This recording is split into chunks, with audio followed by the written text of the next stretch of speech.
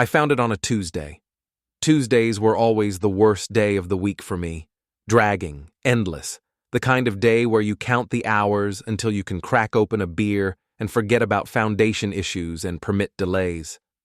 But that particular Tuesday, standing in my kitchen with Jessica's phone in my hand, became the day that split my life into before and after.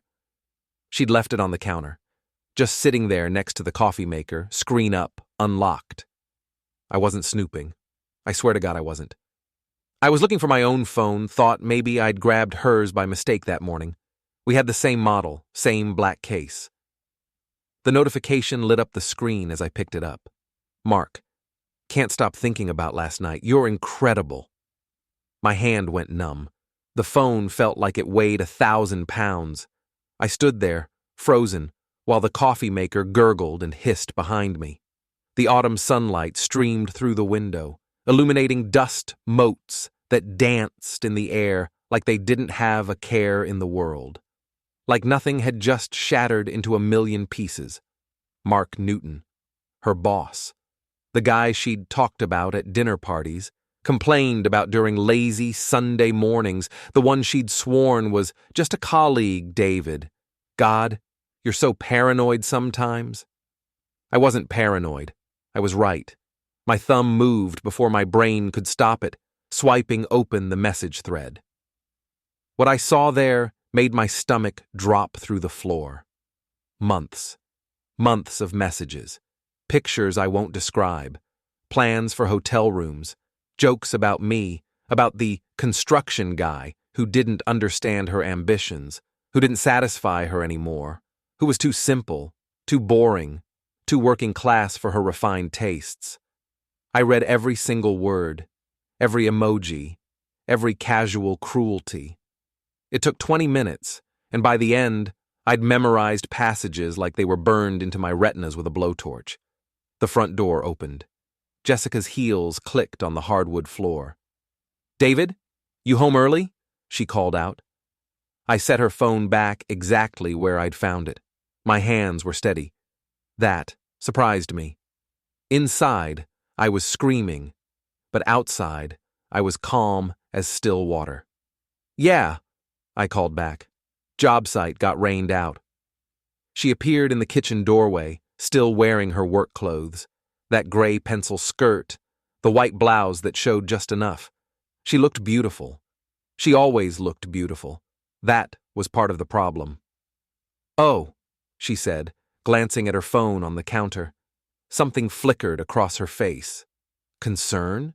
Guilt? It vanished before I could pin it down. "Well, that's nice. We can actually have dinner together for once." "Sure," I said. "Sounds great." She smiled, kissed my cheek, grabbed her phone. "Let me just change. I'll be right back." I watched her walk away, heels clicking, hips swaying. 10 years of marriage. 10 years of trust, of building a life together, of mortgage payments and vacation plans, and talking about having kids someday when the time was right. The time was never right. Now I knew why. I poured myself a drink. Whiskey, neat, 3 fingers, drank it standing at the counter, staring at nothing. By the time Jessica came back downstairs in yoga pants and an oversized sweater, I'd made my decision. I wasn't going to confront her yet. I wasn't going to cry or yell or break down. That would be too easy, too clean, too much like letting her off the hook with a simple apology and tears and promises to change. No. I was going to do this right. I was going to make them both pay. I became a ghost in my own life. For 3 days, I said nothing. I smiled at breakfast. I kissed her goodbye. I asked about her day like I gave a damn about the marketing campaign she was working on with Mark, and I nodded in all the right places. At night, after she fell asleep, I'd slip out of bed and go down to my workshop in the garage. That's where I did my real work. I'd always been good with details. You had to be in construction. One miscalculation, one overlooked specification, and the whole project could collapse. So I applied those same skills to Jessica and Mark. I started with the basics. I already knew where Mark lived, a pretentious townhouse in the historic district, the kind of place with exposed brick and reclaimed wood and a price tag that made normal people weep. I knew where he worked, obviously. Same building as Jessica. But I needed more. I created a fake social media profile. Took me an hour to make it look legitimate. Random posts, a few hundred fake friends, interests that would appeal to Mark's demographic. Then I started following his digital trail. Mark Newton was 42, divorced twice, no kids. He drove a Tesla, worked out at an expensive gym downtown, and ate at the same 3 restaurants on rotation.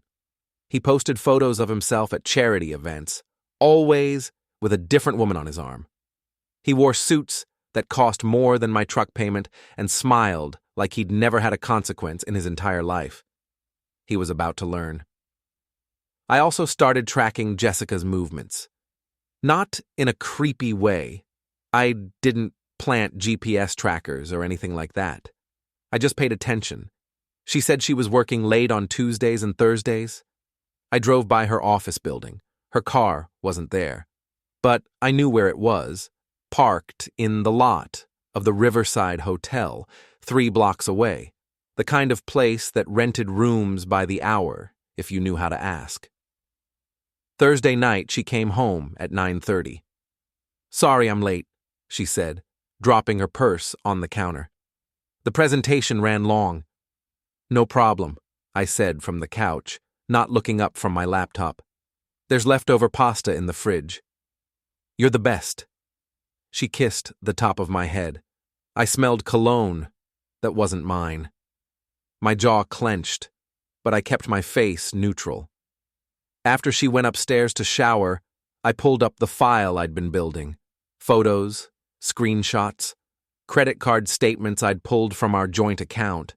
She'd been sloppy, using it for hotel rooms, thinking I'd never check. Dates and times, all documented, all organized. I had enough to bury her in a divorce court. But that wasn't enough. I wanted them destroyed. The next morning, I called in sick to work. First time in 3 years. My foreman, Jimmy, didn't believe me. "You sound fine," he said over the phone. "Food poisoning," I lied. "Trust me, you don't want me on site today." "Fine, but we need you tomorrow. The Henderson project is behind schedule." "I'll be there," I said, and hung up. I spent the day doing reconnaissance. I followed Mark from his townhouse to his gym, from his gym to his office, from his office to an expensive lunch spot where he met with clients. I watched him schmooze and smile and shake hands like he was the most trustworthy man in the world. At 2 in the afternoon, Jessica showed up at the same restaurant. They didn't sit together. That would have been too obvious. But I saw them exchange glances across the dining room, saw Mark's smirk, saw Jessica's blush. My hands tightened on the steering wheel until my knuckles went white. They left separately. Jessica went back to the office. Mark went to a coffee shop, sat outside with his laptop, and worked for an hour. Then his phone rang. He answered, laughed at something, and headed back to his car. I followed him to a residential neighborhood on the east side. Nice houses, manicured lawns, the kind of place where people paid other people to mow their grass. Mark pulled into the driveway of a colonial-style house with black shutters. A woman answered the door. Blonde, early 30s, wearing jeans and a t-shirt. She kissed him. Not a friendly peck. A real kiss. Mark had another woman. Maybe more than one. I took photos. Lots of photos. Then I drove home and added them to my file. I spent the next 2 weeks gathering evidence. I became obsessed with it, staying up until 3 in the morning, poring over every detail, building an airtight case. I learned that Mark's company, Newton Marketing, was doing well on paper but struggling behind the scenes. They'd lost 2 major clients in the past year, and Mark was scrambling to keep the business afloat. He drove the Tesla and wore the expensive suits, but it was all leverage. Credit cards maxed out, loans against his townhouse, living the lifestyle he couldn't actually afford. I learned that the blonde woman was named Sarah, and she thought she was Mark's girlfriend. Had been for 8 months, according to her social media posts. She worked as a dental hygienist and had no idea about Jessica, or the other women Mark was seeing. I learned that Jessica had been complaining to her friends about our marriage for over a year. I found the group chat. She'd left her laptop open one night, and I'd installed monitoring software while she slept. Her friends encouraged the affair, told her she deserved better, told her I was holding her back. Every new piece of information felt like a knife in my gut. But I kept going. I documented everything. I also started making moves. Small ones at first, testing the waters. I anonymously sent Sarah screenshots of Mark's messages with Jessica. Just a few, enough to plant doubt. I watched from my truck as she called him, screaming, throwing his stuff out of her house onto the lawn. Mark tried to calm her down, but she wasn't having it. One side piece eliminated. I called the health inspector on Mark's favorite restaurant, the one where he took clients to impress them. Turned out, they had some code violations. Nothing major, but enough to get them shut down for a week. Mark had to cancel 3 important meetings, small inconveniences. At home, I continued playing the perfect husband. I suggested date nights. I complimented Jessica's cooking. I asked about her day and listened with fake interest as she lied to my face. "Work's been so stressful," she said one night over dinner. "Mar's really putting pressure on everyone to bring in new clients." "That sounds tough," I said, cutting into my chicken. "He sounds like a demanding boss." "He is," she said, "but he's also really good at what he does. I've learned a lot from him." "I bet you have," I said. She didn't catch the edge in my voice, or maybe she did and chose to ignore it. "David," she said, reaching across the table to take my hand. "I know I've been distant lately. I'm sorry. Work has just been consuming me." "It's okay," I lied. "I understand. I love you," she said, squeezing my hand. "I love you too," I said, the words tasting like ash in my mouth. That night, after she fell asleep, I went back to the garage and continued my work. I'd hired a private investigator, a guy named Sal, who asked no questions and charged reasonable rates. He'd been following Mark for a week and had compiled a detailed report. Mark wasn't just a cheater. He was a criminal. Sal had discovered that Mark was embezzling from his company. Not much, 500 here, 1,000 there, but it added up. Over 3 years, he'd skimmed nearly $60,000 from client accounts. He'd been careful, covering his tracks with false invoices and creative accounting. But Sal was better. I now had evidence of infidelity, fraud, and embezzlement, all documented, all ready to deploy. But I still wasn't ready. Not yet. I wanted to watch them squirm a little longer. Mark Newton went to the gym every Monday, Wednesday, and Friday at 6 in the morning, like clockwork, creature of habit. I showed up that Friday at 5:30, wearing workout clothes I'd bought specifically for this purpose. The gym was one of those upscale places with juice bars and personal trainers and membership fees that could choke a horse. I'd paid for a month, cash, using a fake name. Mark arrived at 5:58, punctual. He nodded at the guy behind the desk, who greeted him by name. Regular customer. Probably thought he owned the place. I waited until he was on the treadmill, then took the one directly next to him. The gym was mostly empty this early, just a handful of other dedicated souls grinding away before their day jobs started. He didn't recognize me. Why would he? We'd never met. I was just another guy, another face, another nobody. I ran for 20 minutes, matching his pace. When he slowed to a cool down, I did too. When he moved to the wait area, I followed at a distance.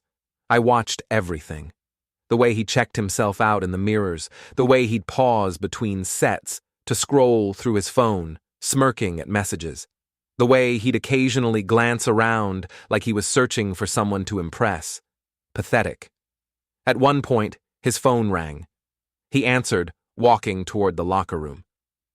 "Hey, baby," he said. "Yeah, I'm just at the gym. What's up?" I was close enough to hear, close enough to see his face light up.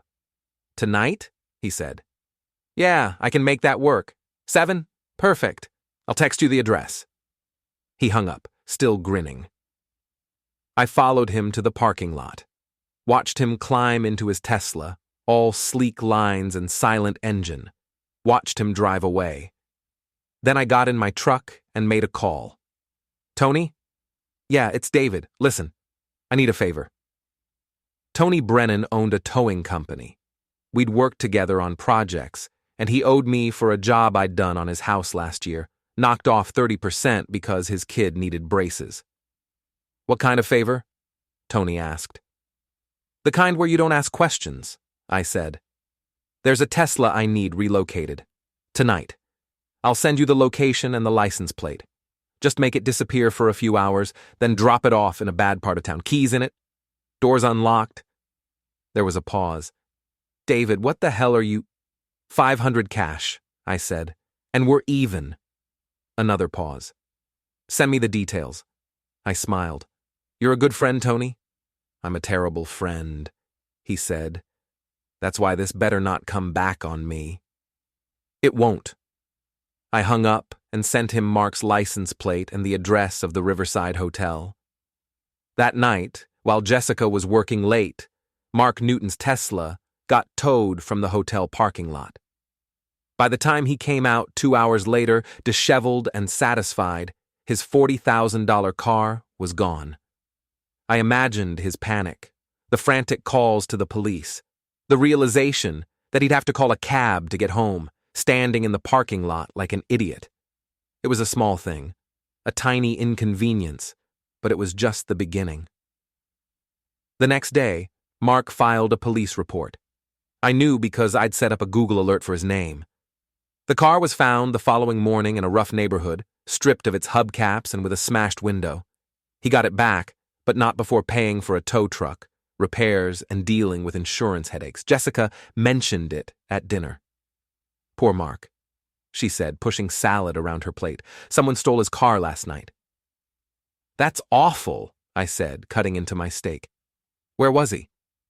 "At the gym, I think," she said, not meeting my eyes. "That's a rough break," I said. "Hope they catch whoever did it." "Yeah," she said quietly. I could see the wheels turning in her head. She was wondering if Mark had mentioned the hotel parking lot to the police, if there was any connection that could trace back to her. She took a sip of wine, her hand trembling slightly. Good. Let her worry. 2 days later, I made my next move. Mark's company had a website. I hired a guy I knew from online forums, gray hat hacker type, worked for Bitcoin, to do some digging into Newton Marketing's digital infrastructure. "What am I looking for?" he asked, over an encrypted chat. "Everything," I typed back. "Client lists, financial records, email archives, passwords. I want to know every skeleton in this company's closet." "That's going to cost you." "How much?" $3,000. "Done. How long?" "Give me 48 hours. He was as good as his word. 2 days later, my inbox pinged with an encrypted file. Inside was everything, years of Mark's business dealings, all laid out in spreadsheets and email chains. And buried in there, like a landmine waiting to explode, I found exactly what I needed. Mark had been absent for 3 years. Sal's investigation had uncovered some of it, but this was the complete picture. He'd set up a shell company, funneled money through false invoices, and pocketed the difference. Nearly $80,000, all told. He'd also been padding client bills, charging for services never rendered, inflating hours, classic fraud. I made copies of everything, stored them in different locations, cloud storage, external hard drives, a safe deposit box at the bank. Then I sat on it. The timing had to be perfect. Meanwhile, I kept the pressure on. I called the IRS tip line, anonymously reported Newton Marketing for potential tax fraud. I sent anonymous emails to Mark's biggest clients, hinting that they should audit their invoices carefully. One by one, clients started asking questions. Mark scrambled to cover his tracks, working late nights, snapping at employees. Jessica came home stressed and exhausted. "Mark's been in a terrible mood lately," she said one evening, pouring herself a large glass of wine. "Something's going on with the business, but he won't talk about it." "Maybe he's just stressed," I said, not looking up from my tablet. "It's more than that," she said. "There's talk of an audit. Some clients are threatening to leave." "That's tough," I said, "but I'm sure it'll blow over." She nodded, but she didn't look convinced. Over the next few weeks, Mark's world continued to crumble. The IRS opened an investigation. 2 major clients pulled their contracts. His bank started asking questions about irregularities in his accounts. And through it all, I watched, from the shadows, pulling strings, applying pressure, watching him squirm. Jessica grew more anxious. She started drinking more, coming home later. I could see the strain in her face, the worry in her eyes. She was afraid that Mark's problems would somehow splash back on her. She was right to be afraid. One night in late November, I came home to find her on the couch, crying, empty wine glass on the coffee table, mascara running down her cheeks. "What's wrong?" I asked, setting down my keys. "Work," she said, wiping her eyes. "Everything's falling apart. Mark laid off 3 people today. There might be more cuts coming." "I'm sorry," I said, sitting down next to her. "That's scary." "I don't know what I'll do if I lose my job," she said. "We just bought the new car. The mortgage—" "Hey," I said, putting my arm around her. "We'll be okay. I make good money. We'll figure it out." She leaned into me, sobbing. "You're so good to me, David. I don't deserve you." "Don't say that," I said, stroking her hair. She looked up at me, tears streaming down her face. "I mean it. You've been so patient with me, so understanding. Even when I've been distant and stressed and—" She stopped, catching herself. "And what?" I asked. "Nothing," she said quickly. "Just thank you for being here, for not giving up on me." I kissed her forehead. Inside, I felt nothing but cold satisfaction. The next day, I made my final move. I compiled everything: the financial records, the evidence of embezzlement, the proof of fraud. I packaged it all into a neat folder and mailed it to the FBI's white-collar crime division. Then I sent copies to Mark's biggest remaining clients, along with a polite note explaining that they might want to review their accounts carefully. And finally, I sent a copy to the local newspaper's investigative reporter, a woman named Diane, who'd won awards for exposing corruption. Within a week, it was over. The newspaper ran the story on a Wednesday. Front page, above the fold. Local marketing, exec under investigation for fraud. They'd done their homework. Diane had followed up on my tip, verified the documents, interviewed former clients. The article laid out everything: the embezzlement, the false billing, the shell companies. Mark's face stared out from the page, a professional headshot that now looked like a mugshot. By noon, Newton Marketing's website was down. By the end of the day, Mark had released a statement through his lawyer denying all allegations. By the end of the week, the FBI had raided his office. Jessica came home that Friday in a state of shock. She walked through the door, dropped her bag, and just stood there, staring at nothing. "Jess," I said, What happened? The FBI, she said, her voice hollow. They came to the office. Took everything, computers, files, everything. Jesus, I said. Are you okay? They questioned me, she said. Asked if I knew anything about the financial irregularities. If Mark had ever asked me to falsify documents or invoices. What did you tell them? The truth, she said. That I didn't know anything. I'm just a marketing coordinator. I don't have access to the financial systems. Well, then you have nothing to worry about, I said. She looked at me, and for a moment, I thought she might crack. Might confess everything, but she just nodded and went upstairs. The following Monday, Mark's lawyer announced that Newton Marketing was filing for bankruptcy. All employees were terminated effective immediately. Jessica was out of a job. She took it hard. Spent days in bed, barely eating, just staring at the ceiling. I played the supportive husband, bringing her food, encouraging her to get up and shower, telling her everything would be okay. But I wasn't done yet. I'd saved the best for last. I waited 2 weeks. Let Jessica sink into depression. Let her think the worst was over, that she dodged the bullet, that she could move on and find a new job and pretend none of this had happened. Then, on a cold December evening, I came home from work and found her in the kitchen, making dinner. Hey, she said, attempting a smile. I made your favorite. Lasagna. Smells great, I said, setting down my lunchbox. I thought we could have a nice dinner, she said. Just the two of us. I've been such a mess lately, and you've been so patient. I wanted to do something nice for you. That's sweet, I said. Give me a minute to clean up. I went upstairs, washed my hands, and stood in front of the bathroom mirror. This was it, the moment I'd been building toward for months. When I came back downstairs, Jessica had set the table. Candles, wine, the good plates. This is really nice, I said, sitting down. Well, you deserve it, she said, pouring wine. You've been taking care of me through all this craziness. I don't say it enough, but I appreciate you, David. I really do. We ate in silence for a few minutes. The lasagna was good. She'd always been a good cook. Finally, she spoke. I've been thinking about what I want to do next. Career-wise, I mean. Maybe this is a blessing in disguise, a chance to start fresh. Maybe, I said.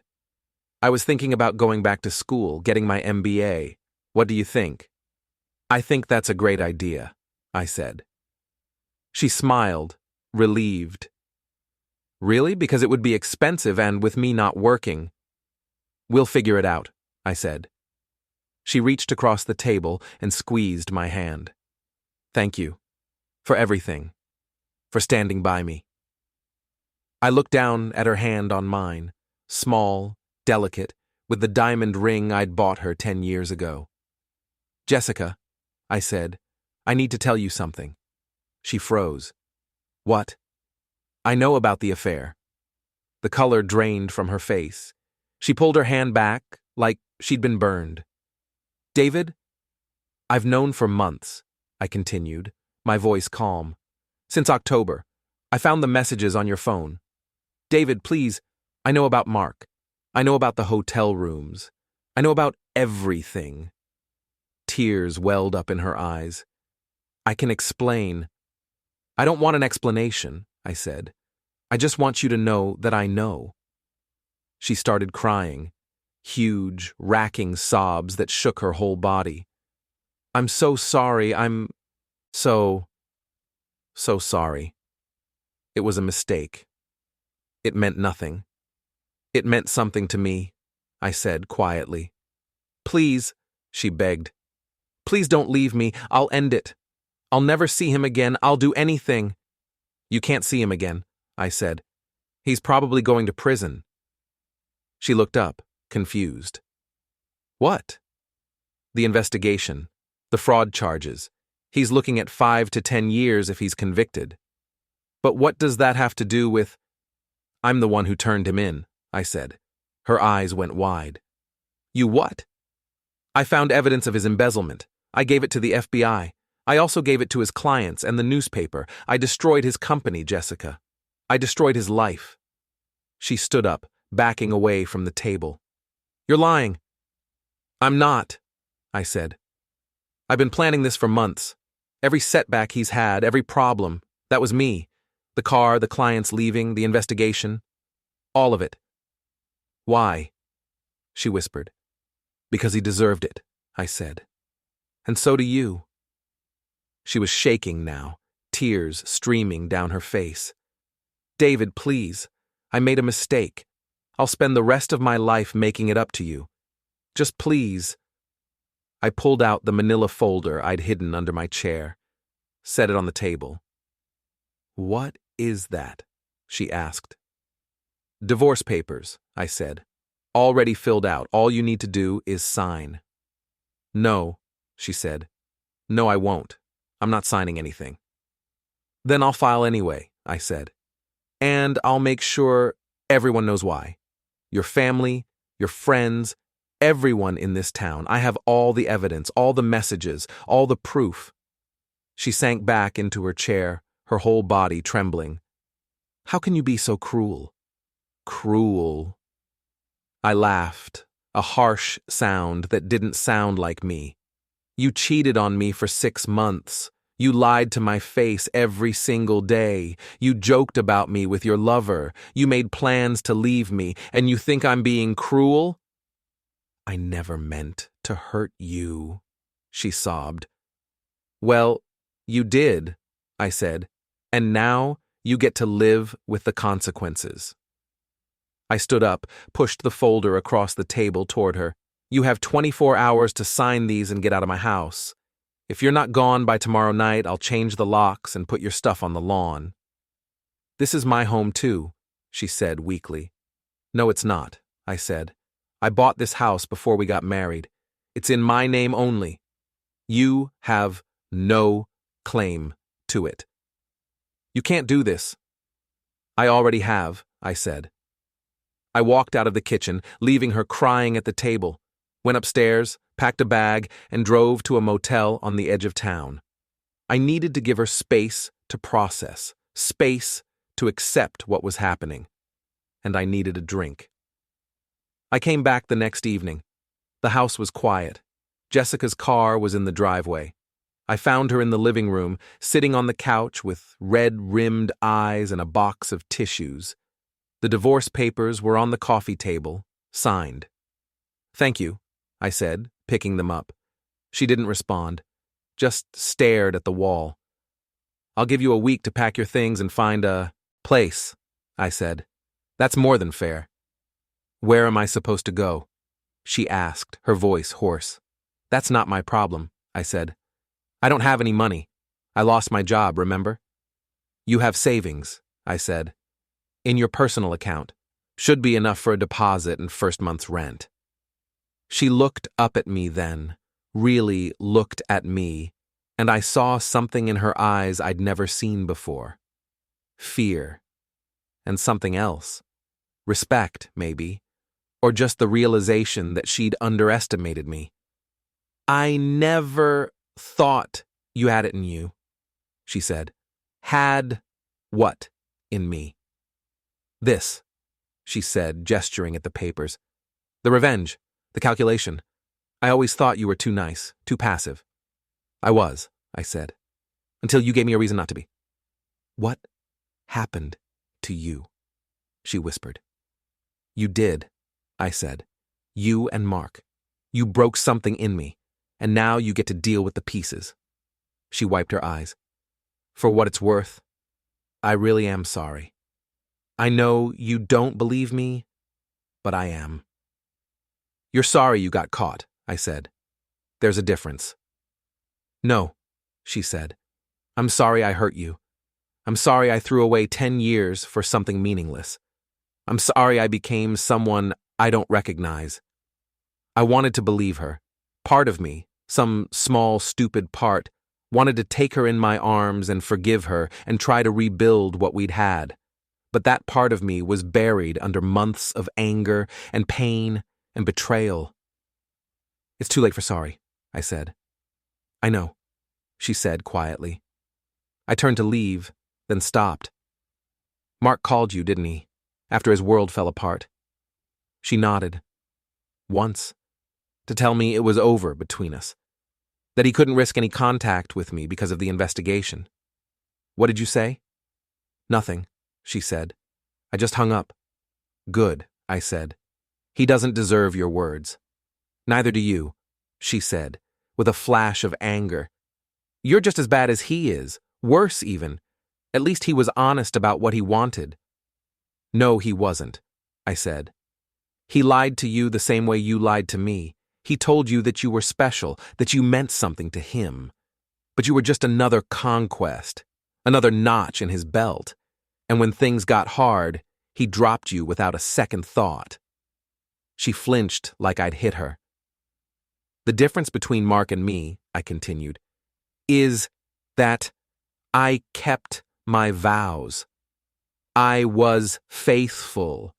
I was loyal. And when you broke my trust, I made sure you paid for it. That's not cruelty, Jessica. That's justice." "Justice?" She laughed bitterly. "You destroyed a man's life. You destroyed mine." "You call that justice?" "Yes," I said simply. "I do." I left her there and went to the kitchen, poured myself a drink, stood at the counter looking out at the backyard where we'd planned to build a deck someday, where we'd talked about setting up a swing set for kids we'd never had. All those plans, all those dreams, gone. Behind me, I heard Jessica get up and climb the stairs, heard her moving around in the bedroom, opening drawers, packing. I finished my drink and poured another. Jessica left on a Sunday morning. I watched from the living room window as she loaded the last of her boxes into her car. She'd taken her clothes, some books, a few pieces of furniture she'd brought into the marriage, left everything else. She came back inside one last time, stood in the doorway, keys in hand. "I guess this is it," she said. "I guess so," I said. "Take care of yourself, David." "You too." She hesitated, like she wanted to say something else, but whatever it was, she kept it to herself. Just nodded and walked out. I watched her car disappear down the street, watched until I couldn't see it anymore. Then I closed the door and locked it. The house felt different, emptier, but also cleaner somehow, like a weight had been lifted. I spent the rest of the day cleaning, threw out anything that reminded me of her, changed the sheets, rearranged the furniture, made the space mine again. That night, I sat on the porch with a beer, watching the sunset. My phone buzzed. A text from Tony. "Tony, you okay, man?" Me. "Yeah, I'm good." Tony. "If you need anything, let me know." Me. "Thanks." I set the phone down and took a long drink. The neighborhood was quiet, peaceful. A few houses down, I could hear kids playing. Someone was grilling. Life going on like nothing had changed, but everything had changed. For me, for Jessica, for Mark. I thought about Mark, probably sitting in some lawyer's office right now, trying to figure out how to stay out of prison. I thought about Jessica, probably in some cheap apartment, wondering how her life had fallen apart so completely. And I thought about me, sitting here alone, victorious but empty. 2 months passed. Winter settled in hard, bringing snow and ice and gray skies that matched my mood. I threw myself into work, took on extra projects, worked longer hours, anything to keep busy. The divorce was finalized in January. Quick and clean, no contest. Jessica didn't fight for anything, didn't ask for alimony or property division, just signed the papers and disappeared. I heard through the grapevine that she'd moved 2 towns over, was working as a waitress at some chain restaurant, living in a studio apartment, barely scraping by. Mark's trial was set for March. The local paper covered every development. He'd been charged with wire fraud, embezzlement, and tax evasion. His lawyer was pushing for a plea deal, but the prosecutor wanted to make an example of him. I followed it all with detached interest, like watching a movie I'd already seen. At work, people noticed I'd changed. Jimmy, my foreman, pulled me aside one day in February. "You doing okay, David?" he asked. "Fine," I said. "Why?" "You've just been different lately, quieter, more intense." "Just focused," I said. "It's more than that," he said. "Look, I heard about the divorce. I'm sorry, man. That's rough." "It is what it is," I said. "You talked to anyone about it? A therapist or something?" "I don't need a therapist," I said. "I'm fine." He looked at me for a long moment. "You sure about that?" "Positive," I said. "Now can we get back to work?" He nodded, but he didn't look convinced. The truth was, I wasn't fine. I was empty, hollowed out. I'd gotten everything I wanted: revenge, justice, vindication. And it felt like nothing. I destroyed 2 lives, shattered a marriage, ruined a man's career. And for what? So I could feel better? So I could prove a point? The satisfaction I'd felt watching them fall apart had faded. Now, all that was left was the aftermath, the silence, the loneliness. I started having dreams, not nightmares exactly, just strange, unsettling dreams where Jessica was standing in the doorway asking me why, where Mark was laughing at me, telling me I'd lost more than he had, where I was building something, a house, a wall, something, and every time I finished, it would collapse. I'd wake up in the middle of the night, covered in sweat, and lie there, staring at the ceiling until dawn. One night in late February, I found myself driving past Jessica's apartment. I didn't plan to. I was just out, couldn't sleep, and somehow ended up on her street. Her car was in the parking lot. Lights were on in what I assumed was her window.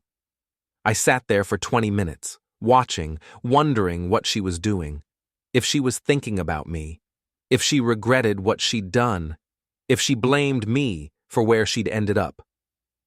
I drove home and poured myself a drink, then another, sat in the dark living room, surrounded by silence, and finally let myself feel it. The grief, the loss, the hollow victory. I'd won, but I'd lost too. Lost 10 years. Lost my marriage. Lost the person I used to be. The guy who trusted people, who believed in second chances, who didn't spend months plotting elaborate revenge schemes. That guy was gone, and in his place was someone harder, colder, someone I barely recognized. March came with a thaw. The snow melted, revealing brown grass and the promise of spring.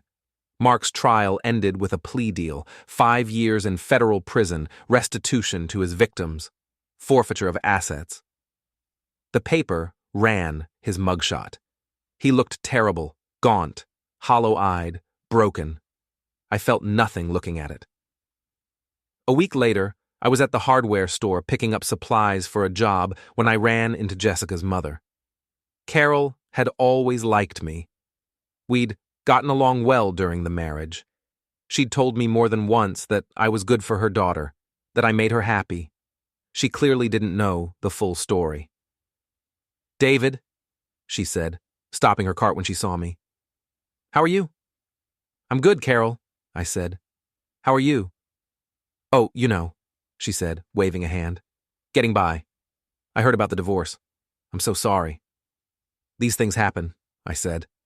She looked at me closely. "Jessica said you two just grew apart, that it was mutual. So that's the story she'd told her family.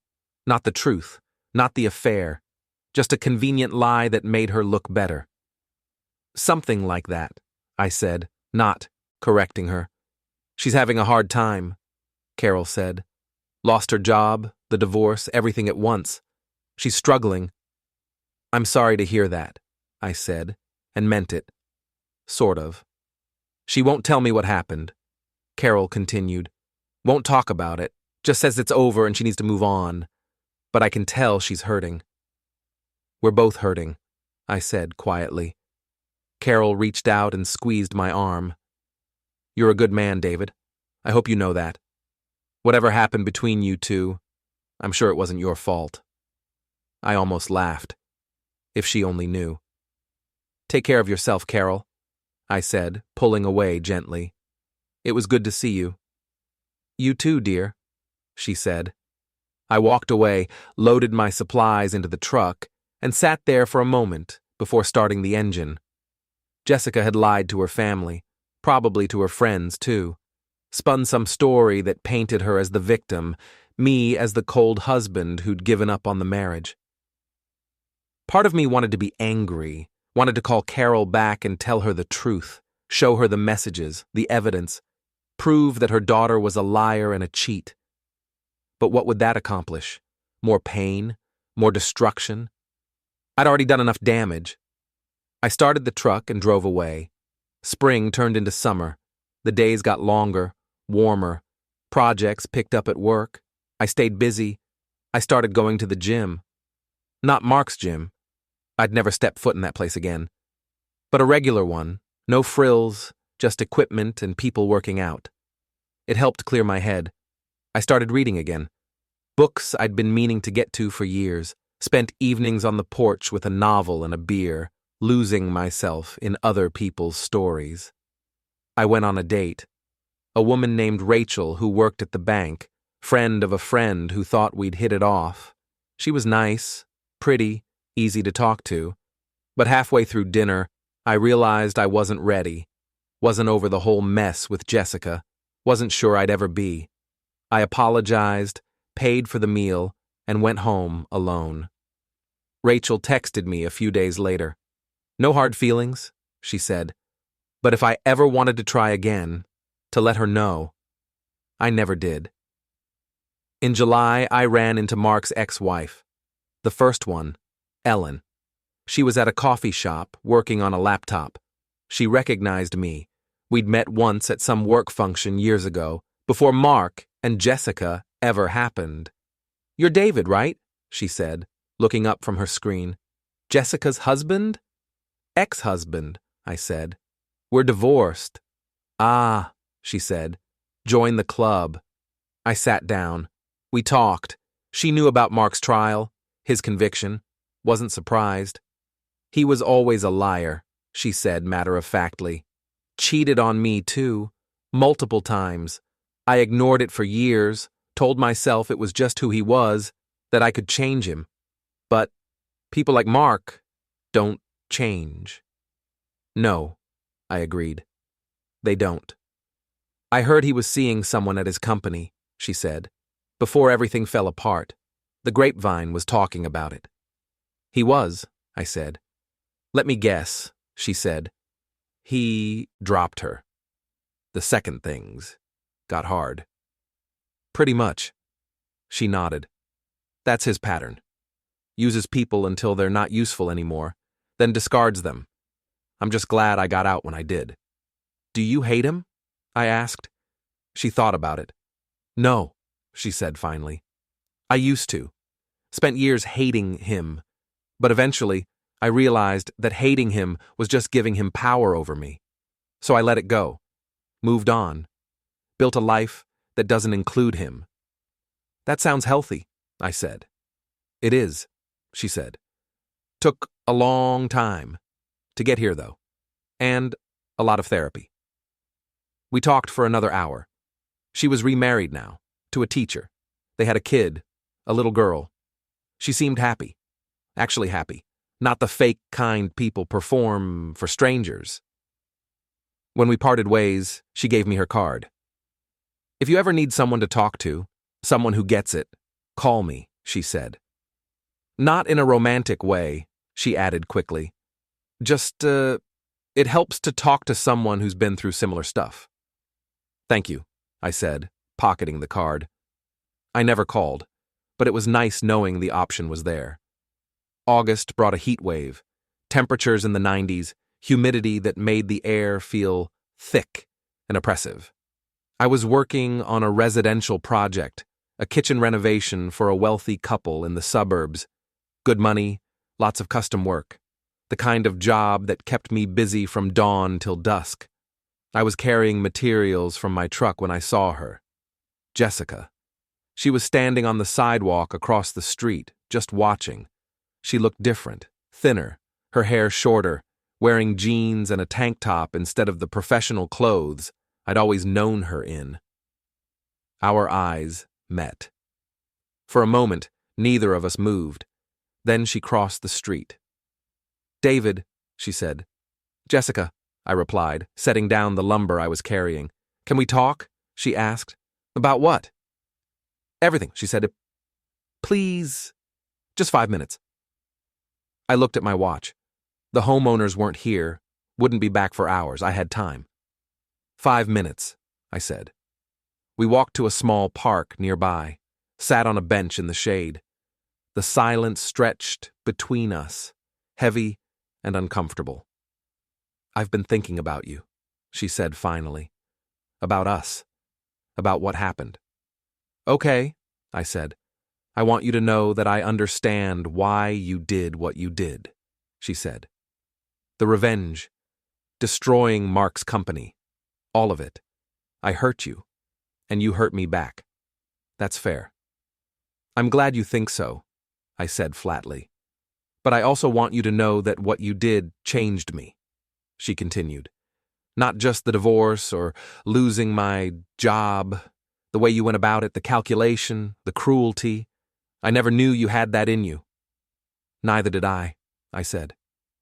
"It scared me," she said. "Still scares me. Because I keep thinking, if you could do all that to Mark, someone you barely knew, what might you have done to me if I'd fought the divorce?" "Nothing," I said. "I just wanted you gone." "I don't believe that," she said. "I think you wanted me to suffer, and I have.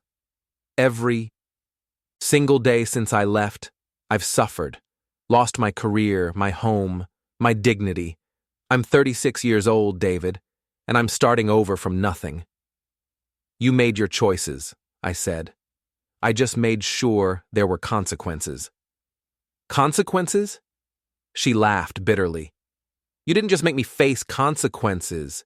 You systematically destroyed every aspect of my life, and Mark's life. You played God, decided what we deserved, and then made it happen." "You're right," I said. "I did." She stared at me. "Don't you feel bad about it? Even a little?" I thought about it, really thought about it. "No," I said finally. "I don't. You betrayed me. You lied to me for months. You made me feel like I was crazy for questioning you. And then you got caught. And instead of fighting for our marriage, you just accepted the divorce and moved on. So no, Jessica, I don't feel bad." Tears welled up in her eyes. "I tried to fight for us. At the end, I tried, but you'd already made up your mind. You tried to save yourself," I corrected. "Not us. You. You were scared and desperate, and you thought if you could just convince me to forgive you, everything would go back to normal. But it was too late." "You never even gave me a chance," she said. "You had 10 years of chances," I said. "You threw them all away for Mark Newton." She wiped her eyes. "He wasn't worth it. I know that now. He was never worth it." "No," I agreed. "He wasn't." We sat in silence for a while. Birds chirped in the trees, kids played in the distance. The world kept turning, indifferent to our pain. "I came here to tell you I forgive you," she said finally. That surprised me. "You forgive me?" "Yes," she said. "For everything. The revenge, the divorce, all of it. I forgive you because the anger I held inside was destroying me. I needed to let it go." "That's very evolved of you," I said, not bothering to hide my sarcasm. "It's not about you," she said. "It's about me. I need to move on with my life, and I can't do that while I'm still angry at you." "Then move on," I said. You don't need my permission. I know, she said. But I wanted you to know. And I wanted to say I'm sorry. For everything. For cheating. For lying. For not appreciating what we had until it was gone. I looked at her. She seemed sincere. But then again, she'd seemed sincere a lot of times when she was lying to me. Okay, I said. I accept your apology. Do you forgive me? She asked. I stood up. No, I said. I don't. Maybe someday. But not today. She nodded like she'd expected that. Fair enough. Goodbye, Jessica, I said. Goodbye, David, she said. I walked back to the work site, leaving her sitting on the bench. Didn't look back, didn't need to. That chapter of my life was closed. That night, I couldn't sleep. I lay in bed, staring at the ceiling, replaying the conversation with Jessica in my head. She'd forgiven me. Said she needed to move on. But I couldn't. I was still stuck in the anger, the betrayal, the need for vengeance that had consumed me for so long. I got up, went downstairs, poured myself a drink, sat on the porch in the darkness, listening to the crickets and the distant sound of traffic. Had I gone too far? Had I become the villain in my own story? I thought about Mark, sitting in a federal prison cell, somewhere paying for his crimes. Crimes I'd exposed, but crimes he'd committed. He'd made his choices. I'd just made sure he faced the consequences. I thought about Jessica, working some end job, living in a crappy apartment, struggling to rebuild her life. She'd made her choices too. Chose to cheat, chose to lie, chose Mark over me. And I thought about myself, what I'd become, the cold, calculating person who'd spent months orchestrating their downfall. Was I better than them, or worse? I didn't have an answer. The sun came up eventually. I watched it rise, painting the sky in shades of orange and pink. A new day, a fresh start. But I was still carrying the weight of what I'd done. September arrived. The heat broke. Fall colors started appearing on the trees. I got a call from Sal, the private investigator. Hadn't heard from him in months. Hey, David, he said. Got some information you might want to hear. I'm not interested, I said. That's all done. It's about Mark Newton, he said. Thought you'd want to know. He's in prison, I said. What else is there? He got out early, Sal said. Good behavior. Released last week. That stopped me. Early? He only served 8 months. Overcrowding, Sal said. Plus he cooperated with the feds, gave them information on some other cases. They cut his sentence. Where is he now? That's the interesting part, Sal said. He left the state, moved to Arizona, took a job with some small marketing firm out there. Starting over. Good for him, I said. There's more, Sal said. He's engaged. Getting married in November. I felt something twist in my gut. Engaged? To who? Some woman he met in a support group. Another white-collar criminal, actually. Embezzled from her company, too. They bonded over their shared experience. I almost laughed. Of course Mark had found someone new. Someone who wouldn't judge him for his past. Someone who'd made the same mistakes. Why are you telling me this? I asked. Because I thought you deserved to know, Sal said. Guys like Mark, they don't stay down. They bounce back. He's already rebuilding his life. And I wanted to make sure you were doing the same, Sal said. Rebuilding, I mean, not just sitting there festering.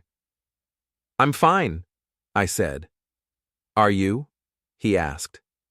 Because from where I'm sitting, it sounds like you're stuck. Thanks for the update, Sal, I said, and hung up. I sat there for a long time, phone in hand, processing the information. Mark was out. Mark was engaged. Mark was moving on with his life. And here I was, still alone, still angry, still unable to let go. He'd won. Not the way he'd planned, but he'd won. He'd lost everything, and yet he was already rebuilding, already finding happiness, while I was stuck in the wreckage of what I'd destroyed. That night, I went to a bar, the kind of place with sticky floors and bad lighting and people who minded their own business. I ordered a whiskey, then another, then a third. A woman sat down next to me, mid-40s, pretty in a worn-out kind of way. She ordered a gin and tonic. "Rough day?" she asked. "Rough year," I said. "I hear that," she said. "I'm Diane." "David," I said. We talked. Small talk at first. The weather, the sports on TV, nothing important. But then she started telling me about her divorce, how her husband had cheated, how she'd found out through a friend, how she'd thrown him out and taken him for everything in the settlement. "Best decision I ever made," she said. "Getting rid of him. Should have done it years earlier." "You don't regret it?" I asked. "Regret it?" She laughed. "Hell no. I regret wasting 15 years on him, but leaving? That was the smart move." "What did you do after?" I asked. "After it was over?" "Went to therapy," she said. "A lot of therapy. Worked through my anger, learned to trust again, eventually started dating. Now, I'm seeing a great guy, and I'm happier than I've been in decades." "How long did that take?" I asked. 3 years, she said. Give or take. The first year was the hardest, but it gets easier. You have to let yourself heal. "What if you don't want to heal?" I asked. "What if the anger is all you have left?" She looked at me with understanding eyes. "Then you're not hurting the person who wronged you," she said. "You're only hurting yourself." We talked for another hour. She gave me her therapist's number, told me it had saved her life. "Think about it," she said as she left. "You deserve to be happy, David. Don't let someone else's betrayal steal that from you." I sat at the bar long after she'd gone, staring at the number she'd written on a napkin. The next morning, I called the therapist. Her name was Dr. Sarah Chen. She had an opening the following week. I almost canceled 3 times before the appointment. Told myself I didn't need help, that I was fine, that therapy was for people who couldn't handle their problems on their own. But I went anyway. Dr. Chen's office was small, comfortable, books on the shelves, a couch that didn't look like a stereotypical therapy couch. She was younger than I expected, maybe early 40s, with kind eyes and an easy manner. "Tell me why you're here," she said after we'd done the introductions. I told her everything, the affair, the revenge, the divorce, the emptiness that followed. She listened without judgment, took notes, asked clarifying questions. "How do you feel about what you did?" she asked when I'd finished. "Justified," I said. "They deserved it." "Okay," she said. "And how do you feel now?" "Empty," I admitted. "Like I won, but I lost too." "What did you lose?" "Myself," I said. "The person I used to be, before all this." She nodded. That's common in situations like yours. When we're betrayed, we often become someone we don't recognize. Someone harder, more cynical. "Is that fixable?" I asked. "Do you want it to be?" she asked. I thought about it. Did I want to go back to being the person I was before? The trusting, naive guy who'd never seen it coming?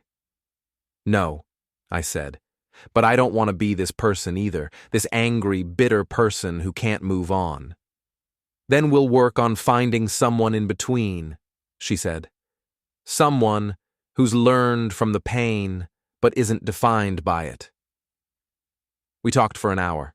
She gave me exercises, ways to process the anger, ways to start letting go. I left feeling lighter, not fixed, but hopeful. I started seeing her weekly, then twice a week. The sessions helped. Slowly, painfully, I started to heal. October came with cool air and falling leaves. I celebrated my 37th birthday alone, and for the first time in months, I didn't mind. I was getting better. Not perfect, not healed, but better.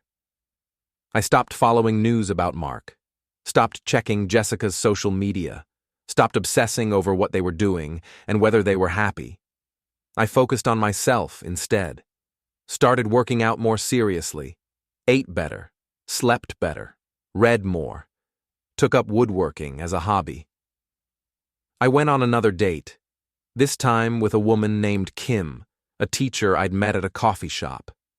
We had dinner, went to a movie, had a nice time. It didn't go anywhere. Neither of us felt a spark.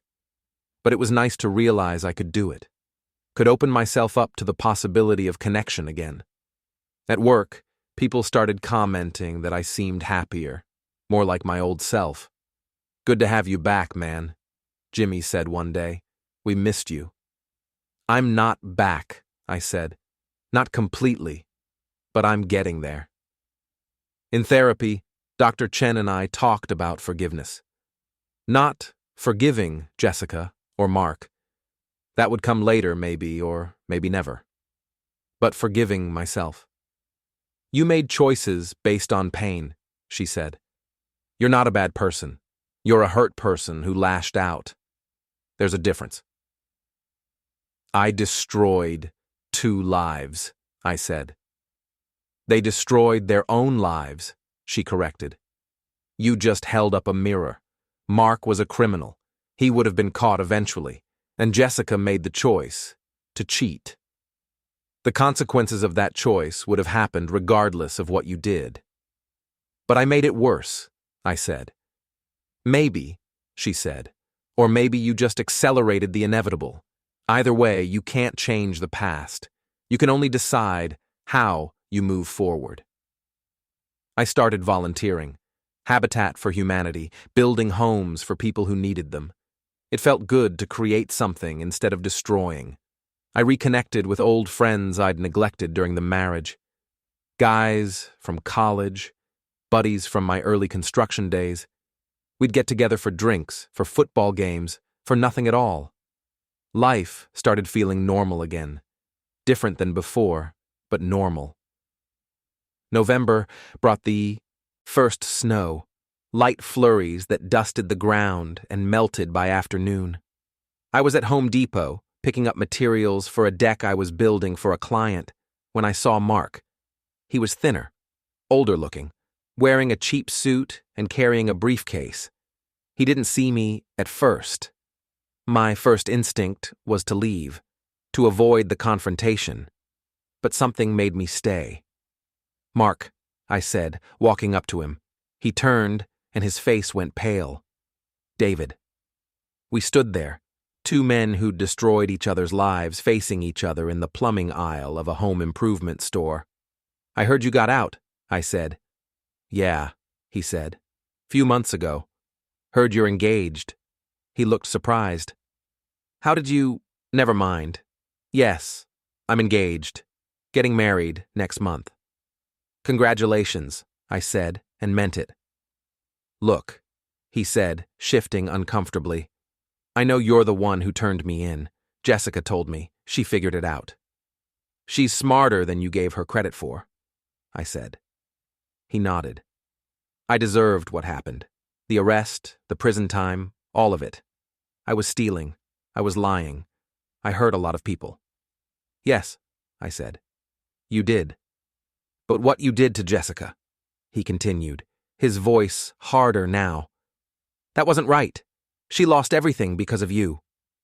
"She lost everything because of her choices," I said. "Because she cheated on her husband with her boss. Because she lied for months. I just made sure there were consequences." "She loved you," he said. "Even when she was with me, she loved you. She talked about you all the time, about how guilty she felt." "Not guilty enough to stop," I said. He had no answer for that. "Why are you here?" I asked.